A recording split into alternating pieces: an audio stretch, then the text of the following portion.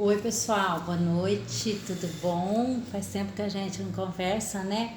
E hoje eu achei legal a gente estar conversando sobre uma questão de saúde mental.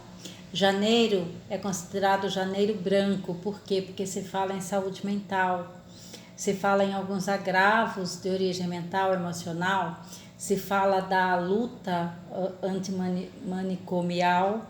E eu gostaria de deixar essa contribuição para vocês, falando hoje sobre uma doença que tem se tornado uma grande preocupação para as empresas, ou pelo menos deve se tornar uma preocupação para as empresas, que é a síndrome de Burnout ou borderline. O que é isso, né? É uma doença relacionada às condições de trabalho, às condições voltadas ao trabalho. Então, tem uma pesquisa de 2018 a 2020, feita pela USP, onde foram avaliados 2.117 pacientes, onde os resultados foram mais ou menos o seguinte: 20% desses pacientes estavam afetados com algum problema de ordem mental. Os maiores sintomas encontrados nesse grupo foi ansiedade, depressão em níveis elevadíssimos, mas também tinha pânico, fobia, fadiga, insônia, alteração do apetite, pânico e mediante alguns estudos também foi comprovado que em 2020 e 2021, onde o caos foi geral, a ansiedade afetou uma média de 18 milhões de brasileiros. Muitas pessoas que viviam, em situações vulneráveis passaram por esse agravo e estão passando, Muitos estão passando. A síndrome de Burnout em 2021 houve um aumento intenso em profissionais da saúde. O maior agravo, nos profissionais de saúde hoje é essa síndrome, além da depressão, além da angústia que as pessoas colocam, quando tem a oportunidade de falar sobre.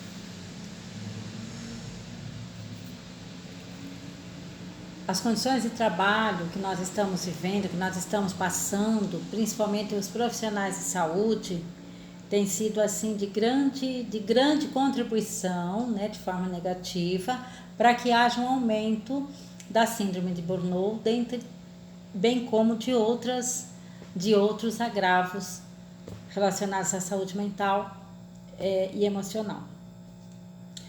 22% das pessoas que têm sofrido por conta da jornada intensa. Existem pessoas que têm trabalhado muitas horas a mais do que deveriam trabalhar, muitas vezes para suprir os atestados, que tem ocorrido junto aos profissionais de saúde. 15% das pessoas têm tido perturbação de sono. 13,6% têm tido um aumento enorme da irritabilidade. 92% dificuldade de concentração. 9,1% perda da satisfação. Um intenso desânimo. Um intenso sentimento de que não vale a pena prosseguir. 8,3% uma sensação de que existe futuro. A gente pode contar com o futuro. 8,1% ocorre alteração do apetite e alteração do peso. 300 milhões de pessoas estão sofrendo de depressão no mundo. Sério, Bastante sério isso. Quando a pessoa deprime, obviamente o sistema imunológico dela diminui. E aí ela fica predisposta a pegar todo tipo de infecção ou inflamação. As questões emocionais afetam diretamente a produtividade do trabalhador, que são causas recorrentes de afastamentos. A Organização Mundial de Saúde denuncia, coloca, né, que tem 300 milhões de casos de depressão no mundo e que isso implica no aumento, no surgimento de diversas doenças crônicas. É óbvio, né? Se a pessoa está tendo estado emocional afetado, com certeza vai ser afetado também a parte física. Então vai aumentar o diabetes, aumentar a pressão, hipertensão, aumentar problemas cardíacos, problemas renais, dentre outros. A quarta maior causa de morte no Brasil de jovens é a depressão, são os sentimento de menos-valia, né? Sentimento de que não sirvo para nada, ninguém me vê. Eu estou aqui, mas é como se eu não existisse. Fatores que impactam a saúde mental: alcoolismo, isolamento social, perdas recentes, traumas da infância, dependência química, dentre outras. E o síndrome de burnout, o síndrome de borderline, ele causa um esgotamento profissional muito grande. O quadro clínico dele é complexo e hoje ele faz parte da estatística internacional. Ele tem um CID.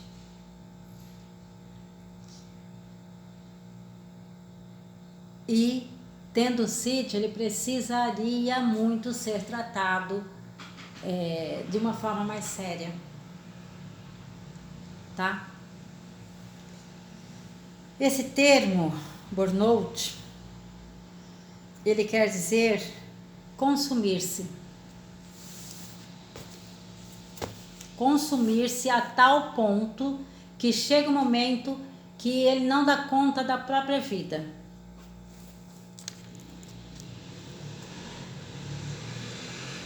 É um sentimento de fracasso, é um sentimento de exaustão, é causado pelo excessivo desgaste de energia e recursos internos. E não adianta, quando você vê uma pessoa com essa síndrome, você querer que ela faça determinadas coisas que é o normal, que precisaria ser feita. Essa pessoa ela não tem energia para fazer. Essa pessoa não tem conteúdo para fazer. Essa pessoa não tem ânimo para fazer. E se forçar a barra é complicado. É muito complicado porque ela não está dando conta da situação.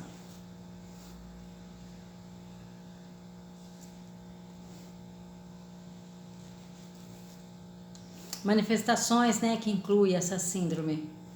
É uma perda progressiva do idealismo, da expectativa da energia, da satisfação, do comprometimento no trabalho, perda do controle emocional, ocorre uma grande irritabilidade, uma agressividade muito grande, baixa estima e pensamento negativo em relação ao trabalho, em relação às pessoas daquele ambiente.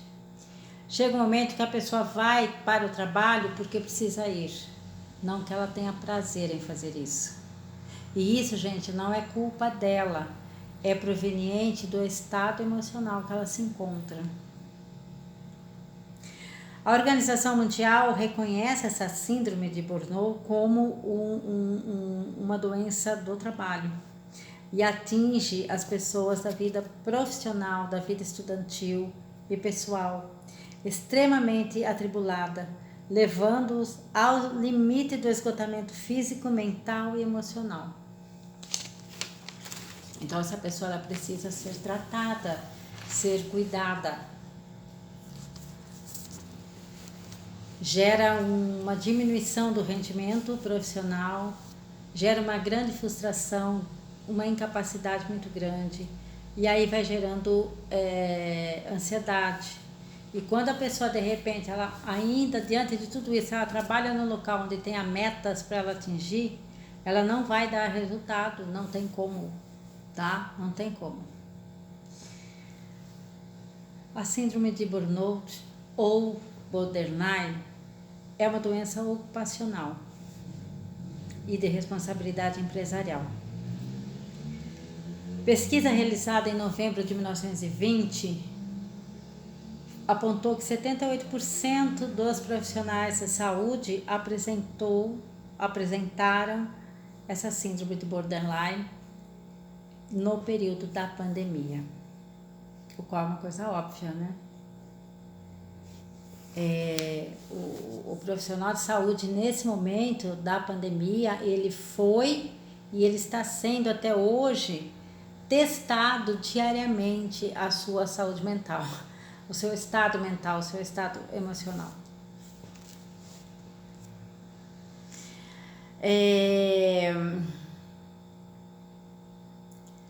Uma associação chamada International Stress Associação conclui que o Brasil é o segundo país do mundo com maior número de pessoas pela síndrome de borderline, em decorrência do nível de estresse. A Secretaria Especial da Previdência e Trabalho registrou 2.085 requisições de auxílio de doença ou aposentadoria por invalidez por razão de transtornos mentais.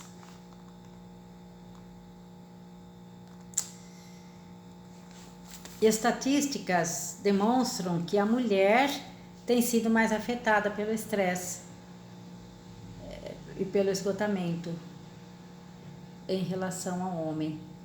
Isso na cultura ocidental, na cultura que nós ainda vivemos em 2021, é quase que uma coisa óbvia, porque a mulher ela tem que trabalhar fora e ao mesmo tempo ela tem que trabalhar em casa quando chega. Homens, por favor, se a mulher está trabalhando em casa, ela precisa de, ou seja, se a mulher está trabalhando fora, ela precisa de ajuda, né, em casa, né, não? Vamos pensar nisso. Não existe mais aquele negócio que a mulher ela tem a obrigação de fazer todo o serviço de casa sozinha, enquanto o homem pode descansar assistindo o Jornal Nacional. Essa cultura não existe mais no Brasil, por favor, né? Vamos fazer valer. Porque daí fica um excesso, né, muito grande para a mulher e ela, obviamente, ela vai adoecer mais mesmo, né?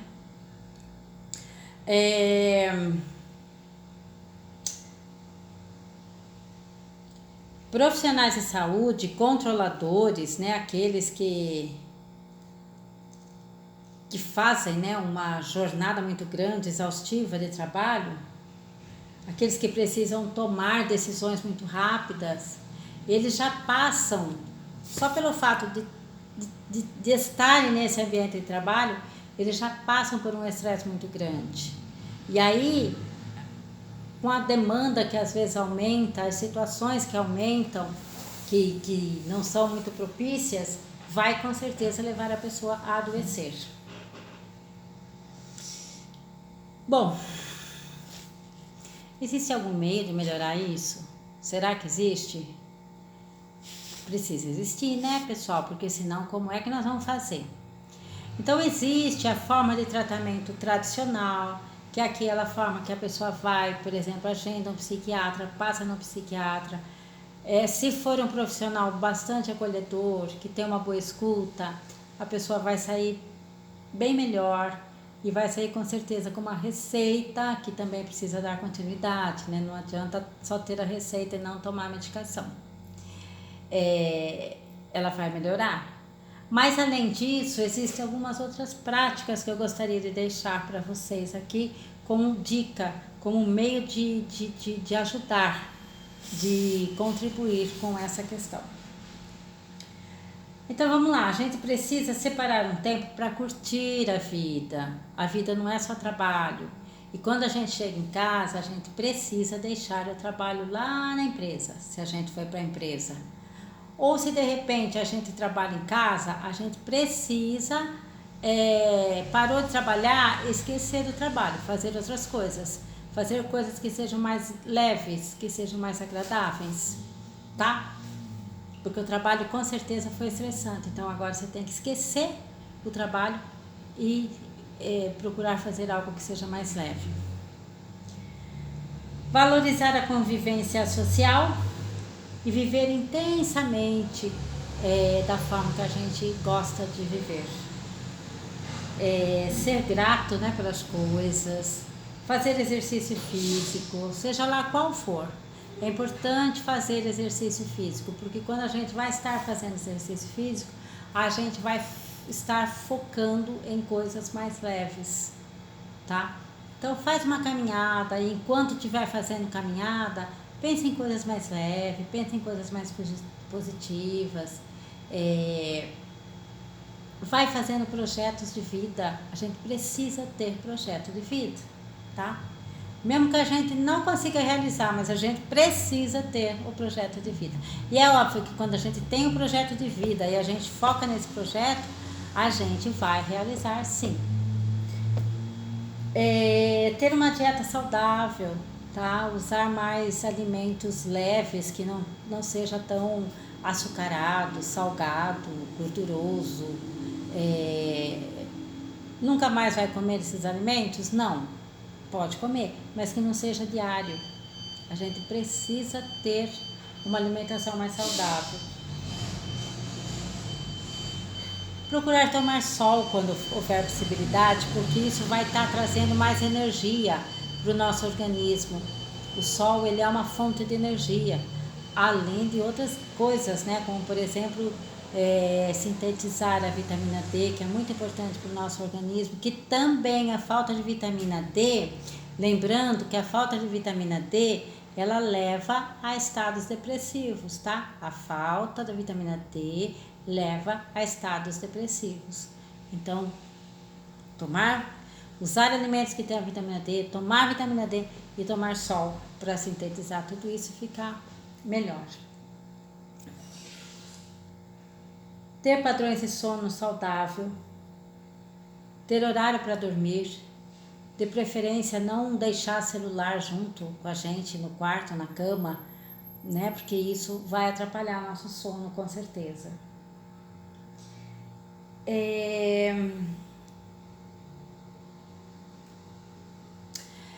Procurar, se puder e se você conhecer, use alguma outra alternativa.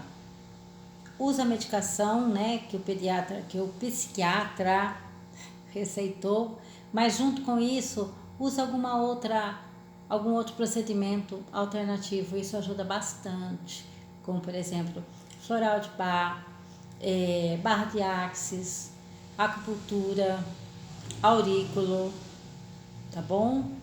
Faz alguma coisa que você sinta-se confortável, fique bem, sinta-se bem, juntamente com o atendimento, com o cuidado tradicional. Tá? Uma coisa não impede que outra coisa seja feita, tá bom? Você pode estar trabalhando de forma tradicional, com a psiquiatria, com medicação, mas também, na medida do possível, se você se sentir confortável, usa procedimentos integrativos. Eu garanto para você que isso vai lhe ajudar bastante, tá? E procure ser grato com as coisas. Nós temos muitos motivos para ser gratos. Grato pela vida, grato pelo trabalho que às vezes está enchendo o saco da gente, mas, meu Deus, né? Eu tenho um trabalho. Isso às vezes é muito importante, muito necessário para o nosso bem-estar, tá? Então, ao mesmo tempo que esse trabalho está te deixando adoecido por algum motivo, é ele que te dá condições de você prosseguir na vida. Então, ao invés de você cometer, né, o ato de ir lá e pedir demissão do trabalho, tenta focar, organizar algumas coisas e verificar qual é o ponto que você precisa acertar desse ambiente de trabalho, desse trabalho, como é que você consegue acertar algumas coisas antes de adoecer, tá? Procura fazer isso antes de adoecer, porque depois que adoecer, a gente fica sem foco, fica sem condições de resolver. Vai ser um pouco mais complicado, tá bom? Fica essa dica e obrigado e até uma próxima.